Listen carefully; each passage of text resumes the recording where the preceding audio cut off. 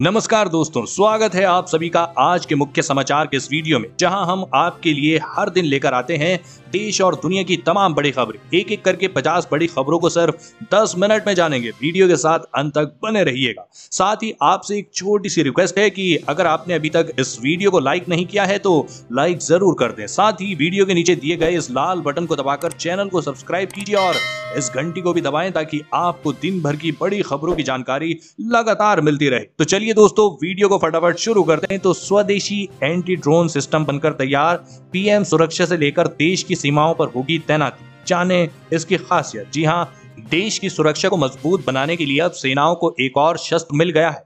कल तीनों सेनाओं में DRDO द्वारा बनाए गए एंटी ड्रोन सिस्टम को शामिल कर लिया गया है। इसके लिए सेना, वायुसेना और नौसेना ने अनुबंध पर हस्ताक्षर किए, जिसके बाद यह एंटी ड्रोन सिस्टम सेना में शामिल हो गया। यह भारत का पहला स्वदेशी एंटी ड्रोन सिस्टम है। सूत्रों से मिली जानकारी के अनुसार यह एंटी ड्रोन सिस्टम प्रधानमंत्री मोदी की सुरक्षा में भी लगाए जाएंगे। जम्मू कश्मीर एयरबेस पर आतंकवादी हमले के बाद इस तरह के एंटी ड्रोन सिस्टम की जरूरत महसूस हुई। उस समय आतंकियों ने विस्फोट करने के लिए छोटे छोटे ड्रोन का इस्तेमाल किया था। DRDO ने कहा कि यह D4 सिस्टम माइक्रो ड्रोन का तुरंत पता लगा सकता है और उसे तुरंत जाम करके लेजर किरणों से नष्ट कर सकता है। यह एंटी ड्रोन सिस्टम तेजी से बढ़ते ड्रोन खतरों को कम करने के लिए अच्छा काम। और अगली बड़ी खबर की बात करें तो यूपी में कूड़ा कचरा खुले में फेंकना पड़ेगा भारी। जी हां, गंदगी करने पर देना होगा 3000 रुपए तक का जुर्माना। आपको बता दें कि उत्तर प्रदेश की योगी सरकार ने शहरों और गांवों की स्वच्छता को ध्यान में रखते हुए एक सख्त नियमावली बना दी है। आपको बता दें, अगर आप उत्तर प्रदेश में सामाजिक स्थल व सरकारी जगहों पर गंदगी करेंगे तो अब आपकी खैर नहीं, जिसके लिए जुर्माना भरना पड़ेगा। सरकार नई व्यवस्था के अंतर्गत गंदगी फैलाने वालों पर 3000 रुपए तक का जुर्माना लगाया जाएगा। अब गाड़ी से गंदगी फेंकने या थूकने पर 350 से 1000 रुपए तक जुर्माना देना होगा, जबकि सार्वजनिक स्थान पर ऐसा करते हैं तो 200 से 500 रुपए तक की वसूली होगी। स्कूल, अस्पताल के आसपास गंदगी फैलाने पर 300 से 750 तक जुर्माना मान्य किया गया है। कूड़ा कचरा मिट्टी में दबाने या फिर जलाने पर 1000 से 2000 रुपए तक जुर्माना भरना होगा। खुले में जानवरों को शौच कराने पर 100 से 500 रुपए तक जुर्माने का प्रावधान होगा।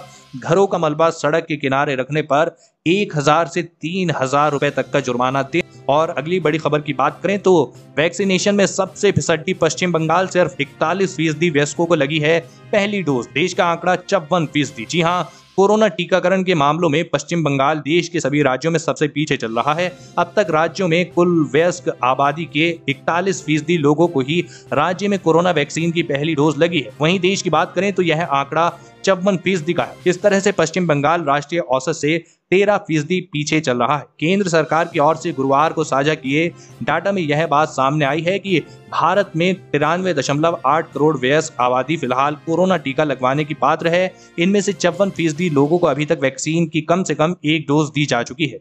इसके अलावा हिमाचल प्रदेश, सिक्किम और दादर एवं नागर हवेली में हर वयस्क को कोरोना वैक्सीन की पहली डोज लग। अगली बड़ी खबर की बात करें तो दूध के नाम पर बेवकूफ न बनाएं। सोया और बादाम मिल्क पर फंसाएगी सस्ती। प्रोडक्ट पर मिल्क नहीं लिख पाएंगी कंपनियां। जी हां, दूध के नाम पर कंपनियां बेवकूफ नहीं बना पाएंगी। अब सोया मिल्क या बादाम मिल्क वाले प्रोडक्ट्स के पैकेट पर मिल्क शब्द का इस्तेमाल नहीं किया जा सकेगा। फूड सैंपल सर्वे अथॉरिटी ने इस संबंध में निर्देश जारी किया है। फसाई ने अपने फैसले में कहा है कि मिल्क और डेयरी से जुड़े शब्दों का इस्तेमाल नॉन डेयरी प्रोडक्ट और प्लांट बेस्ड प्रोडक्ट पर नहीं होगा। डेयरी प्रोडक्ट्स न होने के बावजूद भी कंपनियां अक्सर मिल्क शब्द का उपयोग क्या करती हैं। इनमें सोया मिल्क, बादाम मिल्क वगैरह आते हैं। ऐसी प्रोडक्ट्स पर मोटे अक्षरों में मिल्क लिखा रहता है, लेकिन अब ऐसा नहीं होगा। फसाई ने ई-कॉमर्स कंपनियों से ऐसे प्रोडक्ट पर से मिल्क शब्द का इस्तेमाल नहीं करने का निर्देश। और अगली बड़ी खबर की बात करें तो भारत का पहला न्यूक्लियर मिसाइल ट्रैकिंग जहाज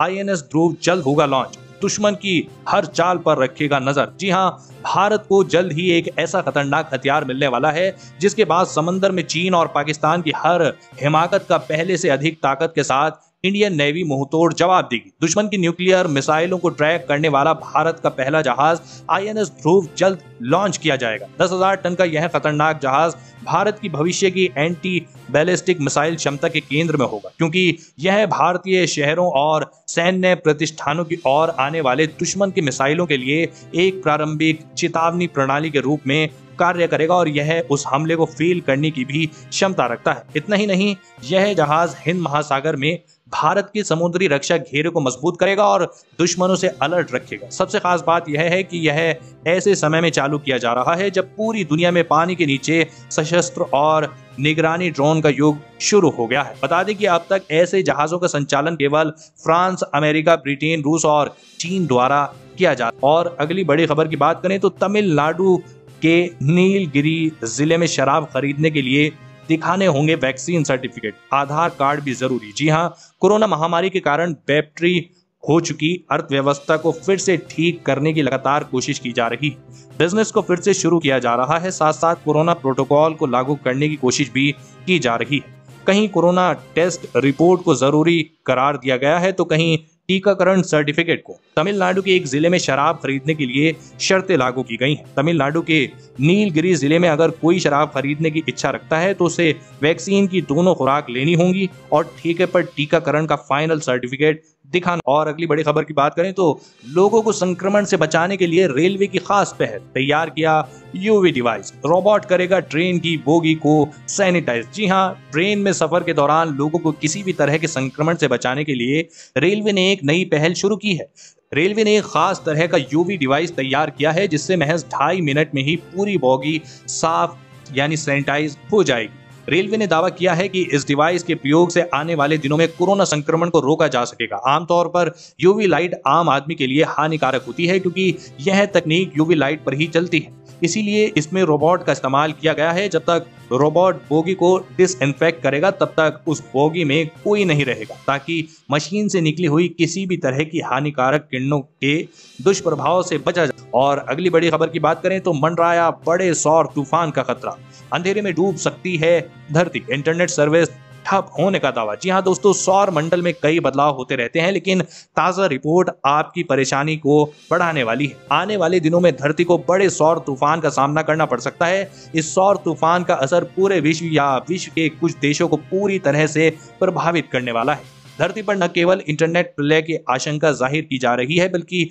इस सौर तूफान के कारण कई देशों का इकोनॉमी मुंह के बल गिर जाएगी और कई देश पूरी तरह कंगाल हो सकते हैं। सौर तूफान का मतलब सूरज से निकलने वाला कोरोनल मास है, जो बेहद नुकसानदायक और प्रलयकारी साबित हो सकता है। इस रिपोर्ट के मुताबिक इस सौर तूफान के कारण धरती पर इंटरनेट सर्विस ठप हो सकती है। इसका असर बिजली आपूर्ति पर भी पड़ सकता है। कई देशों में पावर ग्रिड फेल हो सकते हैं, जिसके कारण उन्हें कई दिनों तक अंधेरे में रहना पड़ सकता है। और अगली बड़ी खबर की बात, तीसरी लहर की आहट, 24 घंटे में कोरोना के 45,000 नए मामले, एक्टिव केस भी 4 लाख के करीब। जी हाँ दोस्तों, स्वास्थ्य और परिवार कल्याण मंत्रालय द्वारा जारी आंकड़ों पर नजर डालें तो कोरोना की तीसरी लहर ने लगभग दस्तक दे दी है। आज जो आंकड़े सामने आए हैं उनमें 45,000 से अधिक नए मामले और 4 लाख के करीब एक्टिव केस शामिल है, जो कि सरकार के साथ साथ आम आदमी की भी चिंता बढ़ाने वाली है। हालांकि राहत की बात यह है कि देश में टीकाकरण की रफ्तार काफी अच्छी है। हर रोज करीब 1 करोड़ लोगों को वैक्सीन की खुराक दी जा रही है। वहीं विशेषज्ञों का अनुमान है कि भारत में बहुत जल्दी तीसरी लहर दस्तक दे सकती है, क्योंकि एक्टिव मामले लगातार बढ़ रहे हैं। दोस्तों, आज की खबरों में बस इतना ही। इसी तरह की हर रोज काम की खबरें जानने के लिए आप हमेशा हमारे साथ जुड़े रहें। हमारे साथ जुड़ने के लिए वीडियो के नीचे दिए गए इस लाल बटन को दबाएं और साथ ही इस घंटी को भी दबाएं, ताकि आपको हर खबर की सटीक जानकारी मिल सके।